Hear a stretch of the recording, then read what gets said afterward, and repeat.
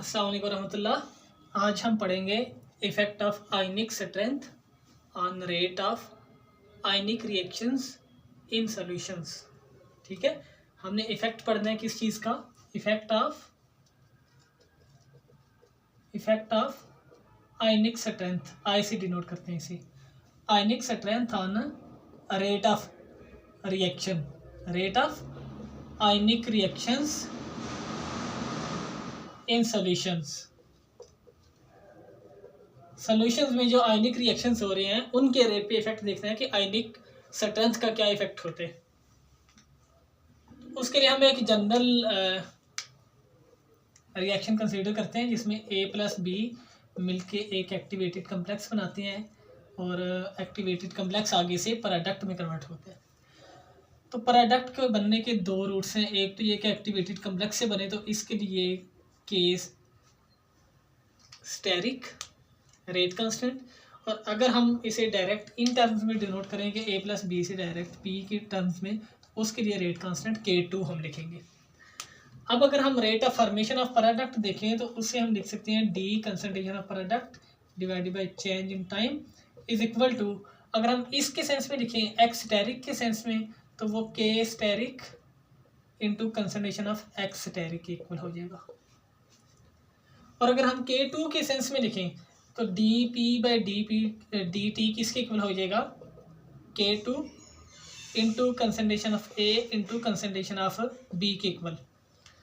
अब अगर हम देखें इन दोनों इक्वेशंस की लेफ्ट हैंड साइड चूँकि इक्वल है तो इसका मतलब है कि राइट हैंड साइड भी इक्वल होगी।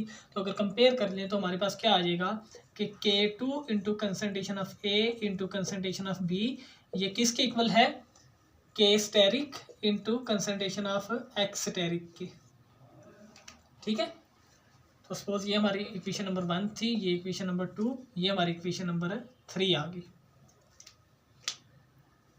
अब इसी रिएक्शन के लिए हम इक्विलिब्रियम कांस्टेंट अगर लिखना चाहें तो वो कैसे लिखेंगे?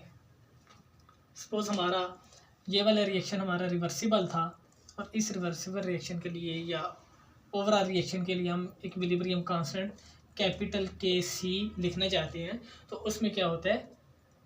KC इज इक्वल टू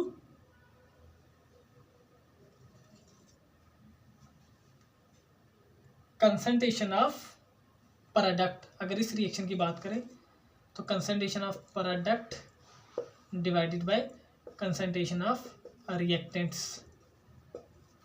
तो अगर हम इसे मोर प्रिसाइजली लें तो फिर वो कंसंट्रेशन की बजाय हम एक्टिविटीज़ इनकी लेते हैं, क्योंकि एक्टिव कंसंट्रेशन टोटल कंसंट्रेशन से अलग होती है, तो उसमें हम एक्टिविटीज़ ले लेते हैं कि activity of activated complex divide by activity of A multiplied by activity of A multiplied by activity of B।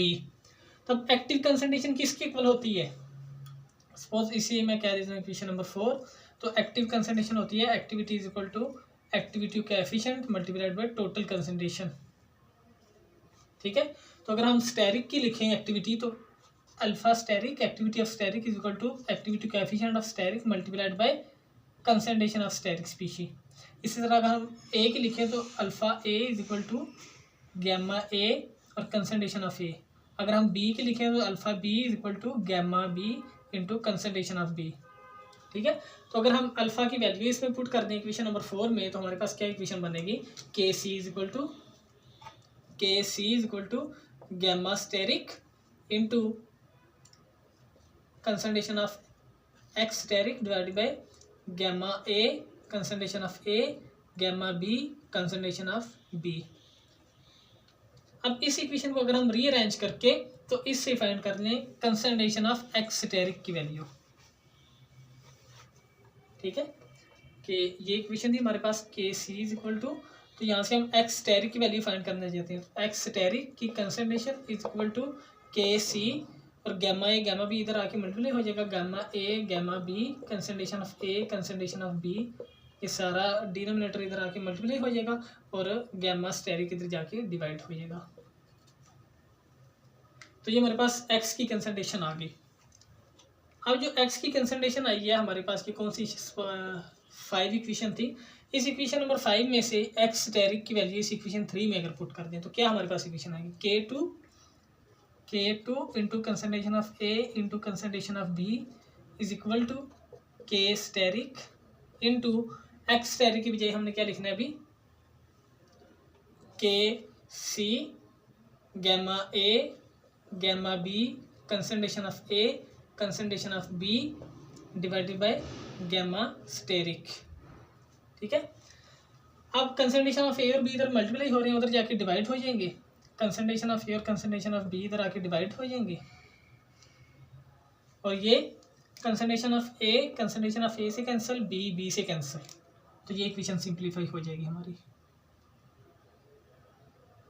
ठीक है, अब इसमें जो ये वाली टर्म है gamma asterisk divided by gamma A gamma B, ये एक्टिविटी कोएफिशिएंट्स हैं सारे, ये कांस्टेंट है, तो इन सबको हम एक और कांस्टेंट का नाम देते हैं K गैमा, एक्टिविटी कोएफिशिएंट का कांस्टेंट।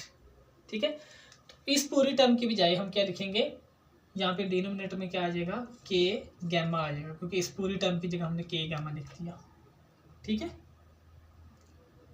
तो अब हमारे पास ये वाली इक्वेशन बन गई, इक्वेशन नंबर 6, ये हमारी बनी इक्वेशन नंबर 6।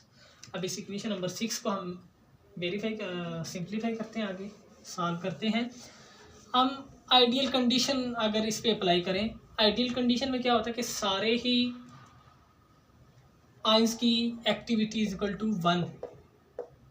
ठीक है, mean activity coefficient is equal to 1 होगा, तो active concentration is equal to original concentration. तो उस केस में क्या होगा कि K गैमा किसके इक्वल था, gamma asterisk divided by gamma A gamma B के इक्वल, और अगर K स्टेरिक की वैल्यू भी 1 हो जाए, गैमा A भी 1 हो जाए, मल्टीप्लाइड बाय गैमा B भी 1 हो जाए, तो उस केस में K गैमा की वैल्यू क्या हो जाएगी, K gamma is equal to 1। तो अगर K गैमा की वैल्यू 1 हो जाए, तो आइडियल कंडीशन में फिर K2 को K2 नॉट से डिनोट करेंगे, is equal to K asterisk KC divided by K gamma की बजाय K1 आ जाएगा। ठीक है, तो 1 को ना भी लिखें तो इसका मतलब है कि K स्टेरिक किसके इक्वल है, K गैमा KC के इक्वल, तो ये हमारी इक्वेशन नंबर 7 आ गई। अगर हम इक्वेशन नंबर 7 को इक्वेशन नंबर 6 में पुट कर दें, तो K स्टेरिक KC, इसमें भी K स्टेरिक KC है, तो इसकी वजह हम K2 नॉट अगर पुट कर दें, तो इक्वेशन क्या बनेगी, K2 is equal to K asterisk KC की वजह हम K2 नॉट पुट करते हैं, K2 not divided by K gamma, तो ये हमारी इक्वेशन नंबर 8 बनी। अगर हम इस इक्वेशन का लाभ ले लें तो हमारे पास कोई यूजफुल टर्म आ सकती है। अगर हम लॉग ले लें तो log of K2 is equal to log of K2 not minus log of K gamma. अब ये K गैमा की वैल्यू पुट कर देते हैं। K गैमा किसके इक्वल था, K गैमा इक्वल था K gamma asterisk divided by gamma A gamma B के इक्वल था। तो अगर हम इसकी वैल्यू पुट कर दें तो हमारे पास क्या इक्वेशन बनेगी, log of K2 is equal to, हमारे पास आ जाएगा log of K2 is equal to log of K2 not minus log of, अब K गैमा की बजाय हम पुट कर देंगे gamma asterisk divided by gamma A gamma B। और अब अगर हम इस इक्वेशन पे लॉग की प्रॉपर्टी अप्लाई कर दें तो हमारे पास क्या आएगा, log of K2 is equal to log of K2 not minus log of gamma asterisk, और फिर बाद में डिवाइड है तो माइनस आएगा, तो माइनस इंटू माइनस आएगा तो वो प्लस हो जाएगा, plus log of gamma A और इसी तरह plus log of gamma B। ये हमारी इक्वेशन 7 होगी। ठीक है, अब according to Debye Huckel limiting law, Debye Huckel law के अकॉर्डिंग क्या होता है, डी बाय हक्कल लॉ हमें बताता है कि जो लॉग ऑफ एक्टिविटी कोएफिशिएंट है इनमें से कोई भी लॉग ऑफ गैमा जो जनरल है वो इक्वल होता है किसके, ए कोई भी कांस्टेंट जिसकी वैल्यू होती है 0.509, a constant multiplied by charge on that time उसके मैग्नीट्यूड का square multiplied by ionic strength का स्क्वायर रूट। तो अगर हम लॉग ऑफ गैमा स्टेरिक लें तो Z स्टेरिक आ जाएगा। अगर हम log ऑफ गैमा ए लें तो जेड ए आ जाएगा, अगर हम log ऑफ गैमा बी लें तो जेड बी आ जाएगा। तो अगर यही वैल्यू सारी इसी ऊपर वाली इक्वेशन में हम पुट कर दें तो हमारे पास क्या आ जाएगा, log of K two is equal to log of K two not minus log of gamma static की बजाय हमने पुट करना है -0.509, शायद मैंने माइनस नहीं लिखा था डी बाई हक्कल लिमिटिंग लॉग में, तो उसमें जो log ऑफ गैमा है वो -0.509 into G square into square root of I के इक्वल होता है। तो -0.509 log ऑफ गैमा हमने लिया था, तो इसमें Z A plus Z B का स्केयर, क्योंकि जो एक्टिवेटेड कम्प्लेक्स पे चार्ज है वो दोनों के सम के इक्वल होते हैं, इंटू स्केयर रूट ऑफ आई। फिर ये प्लस इस माइनस के साथ मल्टीप्लाई होगा तो -0.509 इंटू जेड ए स्केयर और अंडर रूट आई, फिर -0.509 इंटू जेड बी का स्केयर इंटू आई। अब इस पूरी इक्वेशन में अगर हम देखें तो एक तो 0.509 कांस्टेंट है, माइनस हम कॉमन ले लेते हैं, ठीक है। माइनस अगर हम कॉमन ले लें, सपोज पहले इसके साथ प्लस ही था, माइनस हमने पहले से कॉमन लिया हुआ था, तो माइनस को अगर मल्टीप्लाई कर दे तो माइनस यहाँ पे प्लस माइनस ही रहने देते हैं, ओपन कर देते हैं, log of K two is equal to log of K two not minus plus 0.509 into Z A plus Z B का whole square under root I, और माइनस इस प्लस के साथ मल्टीप्लाई होकर माइनस बना देगा, -0.509 Z A square under root I, और इस प्लस के साथ भी -0.509 Z B square into under root I.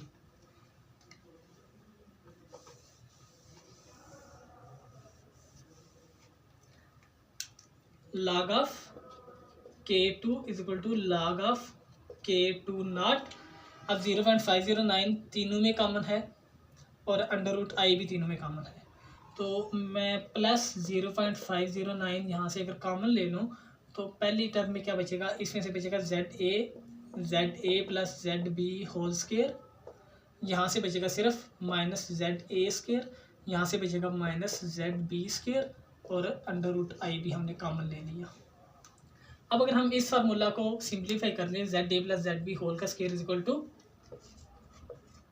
log of K two is equal to log of K two not plus 0.509 into Z A square plus Z B square plus 2जेड A Z B minus Z A square minus Z B square into under root I. अब इसमें Z A square minus Z A square से cut गया, Z B square minus Z B square से cut गया, तो बाकी क्या बचा, log of K two is equal to log of K two not plus 0.509 multiplied by 2ZAB, तो 2 को इससे मल्टीप्लाई करेंगे तो ये हमारे पास आ जाएगा 1.018 into Z A Z B under root I. तो अब हम अपने रिजल्ट के बहुत करीब आ गए हैं। एक ग्राफ प्लाट करके तो हम अपने पर्पस को हासिल कर सकते हैं। हमारा पर्पस क्या था कि हमने आयनिक स्ट्रेंथ का इफेक्ट देखना था किस पे, रेट ऑफ आयनिक रिएक्शन पे। तो आयनिक स्ट्रेंथ भी आ गई, रेट भी आ गया, तो अब हम मेजर कर सकते हैं कि उसका इफेक्ट क्या होगा। ये चीज़ तो कांस्टेंट। अगर हम एक ग्राफ प्लाट कर लें जिसमें हम यहाँ पे log ऑफ के टू रख लें और इस साइड पे हम अंडर रूट आई ले लें, तो क्या होगा कि कांस्टेंट आ जाएगा एज इंटरसेप्ट। सपोज ये इतना इंटरसेप्ट, ये हमारे पास log of K two not के इक्वल आ गया। आई के साथ हम प्लाट कर रहे हैं और बाकी हमारे पास क्या बचा, 1.08018 जेड ए जेड बी। तो अब क्या है कि log ऑफ के टू और ये दोनों आपस में डायरेक्टली प्रोपोर्शनल हैं, तो मीन एक स्ट्रेट लाइन आएगी, उसकी डायरेक्शन क्या होगी, पॉजिटिव, मीन पॉजिटिव स्लोप आएगी। तो इंटरसेप्ट से स्टार्ट होके ये एक पॉजिटिव स्लोप आएगी। तो इससे हमें क्या पता चलता है कि अगर आयनिक स्ट्रेंथ इंक्रीज होती है तो हमारा रेट कांस्टेंट भी इंक्रीज होगा। मीन जो हमारा रेट है, rate is directly proportional to under root I, ionic strength के स्क्वायर रूट के डायरेक्टली प्रोपोर्शनल है। अब हम एक और केस स्टडी करते हैं। ये वाली कर पाएगी कि जब ZA और ZB दोनों सिमिलर चार्ज होंगे, मतलब इस पे भी नेगेटिव हो, इस पे भी नेगेटिव हो, या दोनों पॉजिटिव चार्जेस हों, तो ये पॉजिटिव पॉजिटिव या नेगेटिव नेगेटिव मल्टीप्लाई होके प्लस बनाएंगे, और प्लस इस प्लस के साथ मल्टीप्लाई होगा तो ओवरऑल हमारी स्लोप पॉजिटिव आएगी। लेकिन अगर ZA और ZB दोनों में से कोई एक पॉजिटिव हो जाए और दूसरा नेगेटिव हो जाए तो फिर क्या होगा? उस केस में होगा कि प्लस माइनस आपस में मल्टीप्लाई होके माइनस का बना देंगे, और ये माइनस इस प्लस के साथ मल्टीप्लाई होके तो स्लोप को नेगेटिव बना देगा। तो उस केस में स्लोप क्या आएगी? नेगेटिव। तो अगर स्लोप नेगेटिव हो तो आयनिक स्ट्रेंथ इंक्रीज करने से हमारा रेट कांस्टेंट डिक्रीज होगा। तो rate is inversely proportional to ionic strength हो जाएगा। किस केस में? अगर हमारे आयन्स अपोजिटली चार्ज हों, आयन्स ऑफ अपोजिट चार्ज, ठीक है। और अगर ZD और ZB दोनों में से कोई एक जीरो हो जाए तो जीरो इस पूरी टर्म के साथ मल्टीप्लाई होकर सबको जीरो कर देगा। तो सबको जीरो कर देगा तो log of K2 is equal to log of K2 not, mean यहाँ पे एक बिल्कुल स्ट्रेट लाइन आ जाएगी।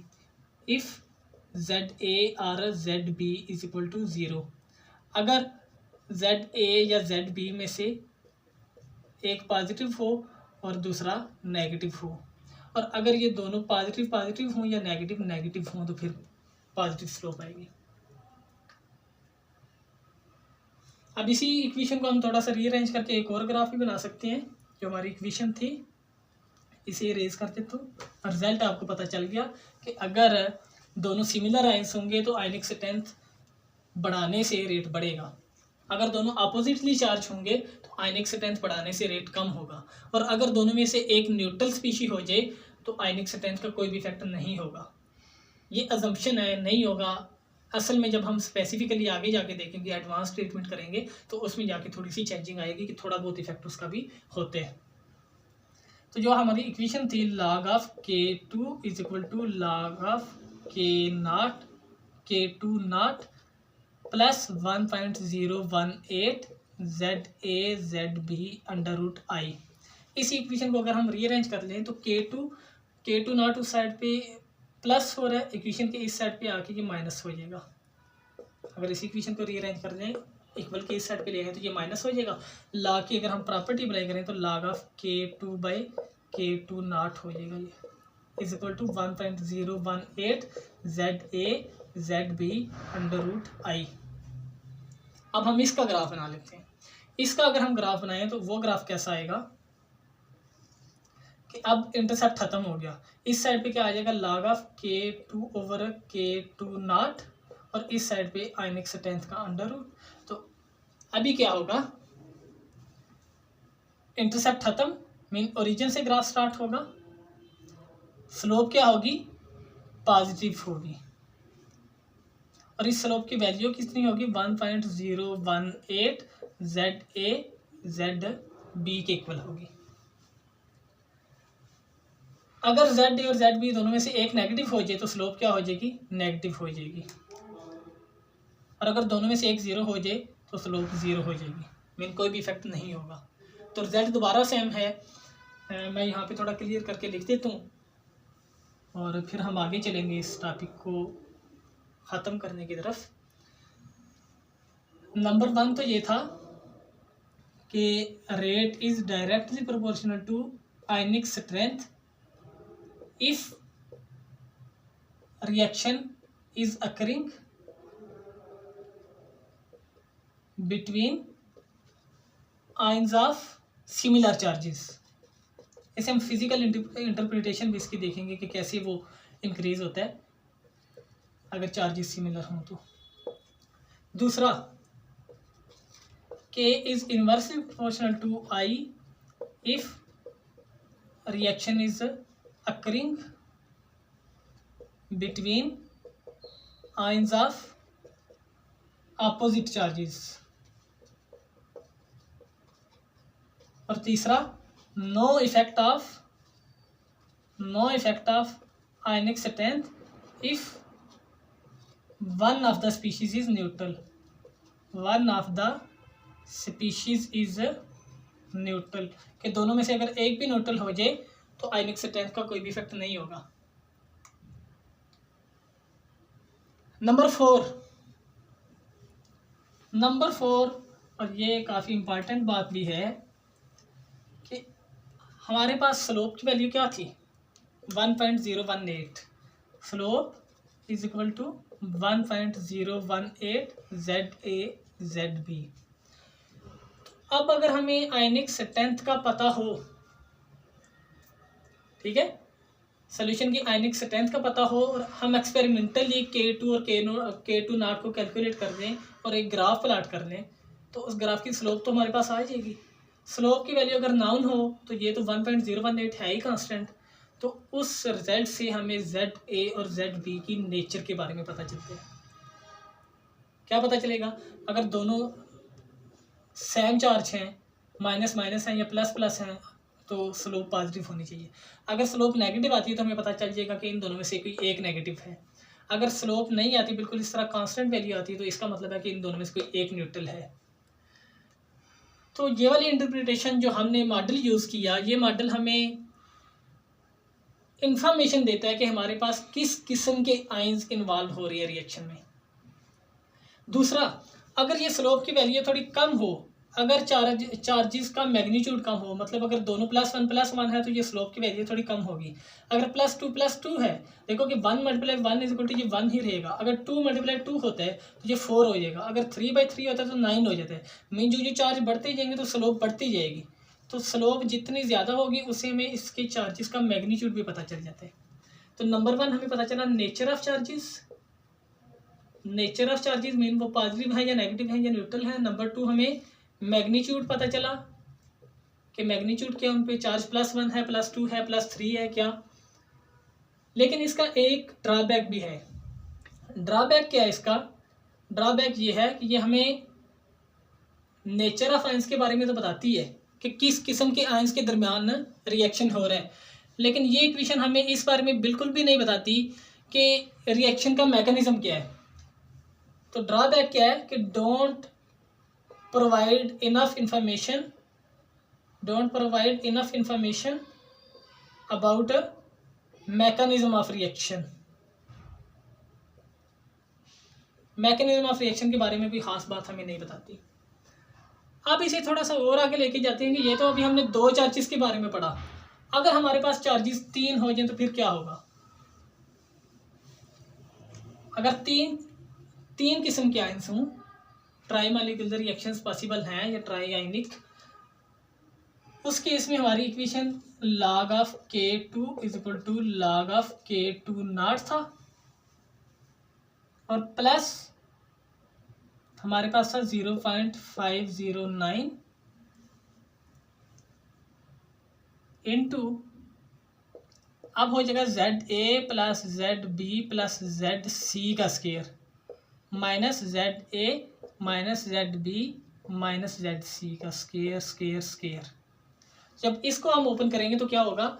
ZA, इसका मैं स्क्वायर अलग से ले लेता हूँ, ZA + ZB + ZC into ZA + ZB + ZC। तो ZA को ZA से मल्टीप्लाई करेंगे तो हमारे पास आ जाएगा ZA² प्लस ZA को ZB से करेंगे तो ZA ZB, और जब इसे ZC के साथ मल्टीप्लाई करेंगे तो प्लस ZA ZC। इसी तरह जब ZB को ZA से करेंगे तो दोबारा ZA ZB को ZB से करेंगे तो प्लस ZB², और अगर ZB को ZC से करेंगे तो प्लस ZB ZC। फिर ZC को ZA से करेंगे तो हमारे पास आ जाएगा ZA ZC, ZC को ZB से करेंगे तो प्लस ZB ZC, और जब ZC को ZC से करेंगे तो प्लस ZC का स्क्वायर। अब इसमें ZA² प्लस ZA ZB और ZA ZB 2 चीज़ें हैं, तो ये हमारे पास आ जाएगा ZA² प्लस ZA का स्क्वायर प्लस 2ZA ZB। इसी तरह ZA ZC और ZA ZC 2 दफ़ा है, तो ये भी हमारे पास 2ZA ZC। Plus Z B square plus Z B Z C, और जेड बी जेड सी दो दफ़ा है तो ये 2ZB ZC plus Z C square के इक्वल आ जाएगा। अगर ये वाली वैल्यू हम इस इक्वेशन में पुट करें तो हमारे पास आंसर क्या आएगा, वैल्यूज पुट करने से आंसर आएगा log of K2 is equal to log of K2 not plus 0.509 into ZA square plus ZB square plus ZC square plus 2ZA ZB 2ZA ZC 2ZB ZC 2ZA ZB plus 2ZA ZC plus 2ZB ZC और फिर minus ZA square minus ZB square minus ZC square, ये वाले तीनों इधर आ गए। तो अब ZA square minus ZA square से कट गया, ZB square minus ZB square से कट गया, ZC square minus ZC square से कट गया। इन तीनों में 2 कॉमन है, 2 और 2, तो 2 तीनों के कॉमन आके तो क्या बन जाएगा, log of K2 is equal to log of K2 नॉट 2 इसके साथ मल्टीप्लाई होके तो बना देगा plus 1.018 into ZA ZB plus ZA ZC plus ZB ZC। तो अब उसी तरह की इक्वेशन बन गई जिस तरह की हमारे पास बाई मालिकुलर या दो आयन के दरमियान होने वाले रिएक्शन के लिए इक्वेशन बनी थी। बस उसमें क्या था कि उसमें सिर्फ ZA ZB था और अब इसमें ZA ZB ZA ZC ZB ZC तीनों आ गए। उसी तरह का ग्राफ बनेगा दोबारा, लेकिन इसकी अब स्लोप किसके इक्वल होगी, स्लोप इज इक्वल टू होगी ZA ZB plus ZA ZC plus ZB ZC into 1.018 के इक्वल। बाकी सब इंटरप्रिटेशन इसकी सेम होगी। लेकिन इसमें एक और इफेक्ट ये होता है कि अगर सॉल्वेंट आयनिक एसोसिएशन हो जाए, तो फिर क्या होगा, ये भी पॉइंट हम आप इस आखिर पे डिस्कस कर लेते हैं। आयनिक एसोसिएशन के दो इफेक्ट हो सकते हैं। पहला इफेक्ट तो ये होगा कि वो ट्रू आयनिक स्ट्रेंथ को चेंज कर देगी, ट्रू आयनिक स्ट्रेंथ को चेंज कर देगी। आयनिक स्ट्रेंथ क्या है, जो हम आई की बात कर रहे थे, तो आई इक्वल होता है 1/2 समेशन CiZi का स्केयर। अब मैं ये समझा देता हूँ कि CiZi क्या है, कि जितने भी आयंस थे उन सब की कंसंट्रेशन, Ci कंसंट्रेशन है और Zi उन पे चार्ज है। सपोज NaCl है तो चार्ज का मैग्नीट्यूड का स्केयर होगा I is equal to 1/2 summation. अब दोनों का 0.1 मोल है अगर, तो सम हो जाएगा किसका, कि पहले Na की मोलैरिटी ले लो Ci 0.1 मल्टीप्लाइड बाई Na भी चार्ज कितना 1 और चार्ज का स्केयर प्लस फिर Cl की मोलैरिटी कितनी है 0.1 मल्टीप्लाइड बाई उस पर चार्ज कितना है 1 का स्केयर। तो इन सबको प्लस करते हुए 1/2 से डिवाइड करो तो हमारे पास आयनिक स्ट्रेंथ आ जाती है। तो अगर आयनिक एसोसिएशन हो तो आयनिक एसोसिएशन होने से क्या होता है कि ट्रू आयनिक स्ट्रेंथ उसकी डिप्रेस हो जाती है या वो जाहिर नहीं होती। कैसे, मैं बता देता हूँ। सपोज हमारे पास Mg2 पॉजिटिव था और 2Cl नेगेटिव थी। अब एसोसिएशन होगी, एक Cl नेगेटिव इसके साथ चला गया, तब इस पे ओवरऑल चार्ज कितना बन जाएगा 2 + 1 माइनस, ओवरऑल चार्ज 1 प्लस इस पे बनेगा। तो अब यहाँ पे कंसंट्रेशन में क्या आना चाहिए था, Z में सपोज कंसंट्रेशन दोनों पे 0.1 है, अगर 0.1 मोलर कंसंट्रेशन थी तो Z पहले कितना था 2 प्लस, तो 2 का स्केयर इज इक्वल टू 4 होना चाहिए था, लेकिन अब 1 का स्केयर आएगा तो 1 का स्केयर इज इक्वल टू 1 आ जाएगा। तो एसोसिएशन की वजह से क्या होगा कि जो ओरिजिनल होनी चाहिए थी आयनिक स्ट्रेंथ उससे कम शो हो रही है। तो एक इसका इफेक्ट ये हो गया एसोसिएशन का। दूसरा इफेक्ट क्या होता है, दूसरा होता है रेट पे। रेट पे क्या इफेक्ट होगा कि अगर रिएक्शन हो रहा है बिटवीन सिमिलर आयंस,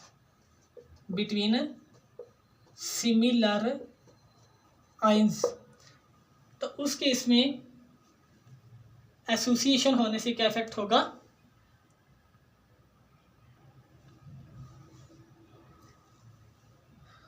इस केस में एसोसिएशन से ये इफेक्ट होगा कि उस पे ओवरऑल चार्ज कम हो जाएगा, स्टेबलाइज हो जाएगा। सपोज मैं अभी बता रहा था कि जैसे Mg2 पॉजिटिव है, Mg2 पॉजिटिव था, इसने रिएक्ट करना था एक और Mg2 पॉजिटिव के साथ, तो दोनों पे चार्ज 2+2+ है तो इनमें रिपल्जन बहुत ज़्यादा होगी।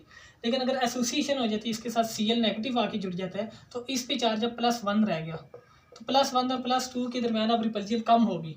जब रिपल्जन कम होगी तो इनका आपस में आके एक्टिवेटेड कम्प्लेक्स बना के रिएक्शन करना ईजी हो जाएगा।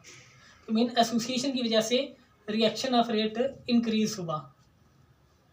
लेकिन अगर ये अपोजिट आयंस के दरमियान हो रहा हो रिएक्शन, तो अपोजिट आयन के दरमियान होने वाले रिएक्शन का इससे बिल्कुल अपोजिट हो जाएगा कि उसमें एसोसिएशन की वजह से रेट ऑफ रिएक्शन डिक्रीज हो जाएगा। क्योंकि +1 था, सपोज इसका Cl नेगेटिव के साथ होना है, तो Cl नेगेटिव के साथ जब 2 पॉजिटिव था तो इसकी बहुत ज़्यादा फोर्स थी Cl नेगेटिव के लिए, उसे अट्रैक्ट करने की एबिलिटी ज़्यादा थी, इसके पास पावर ज़्यादा थी। लेकिन जब एसोसिएशन हुई तो बाकी 1 पॉजिटिव चार्ज रह गया, तो अब इसकी पावर हाफ हो गई है उसके साथ रिएक्ट करने की। तो जब एबिलिटी कम होगी तो रिएक्शन भी कम होगा और रेट भी डिक्रीज हो जाएगा। तो एसोसिएशन अगर हो ऐसी रिएक्शन में जो सिमिलर आयंस के दरमियान हो तो फिर रेट ऑफ रिएक्शन बढ़ेगा।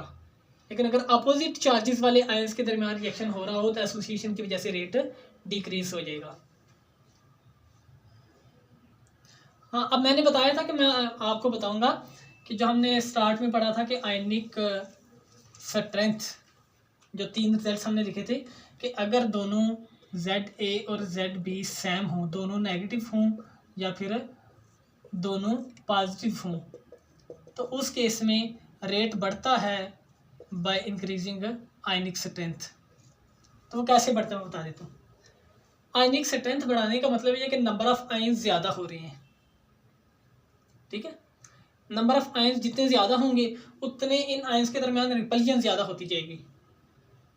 जब रिपल्जन ज़्यादा होगी तो जो ही वो करीब आएंगे तो वो एक दूसरे को ज़ोर से रिपेल करेंगे। जहाँ से रिपेल होने के बाद वो उनका क्या होगा कि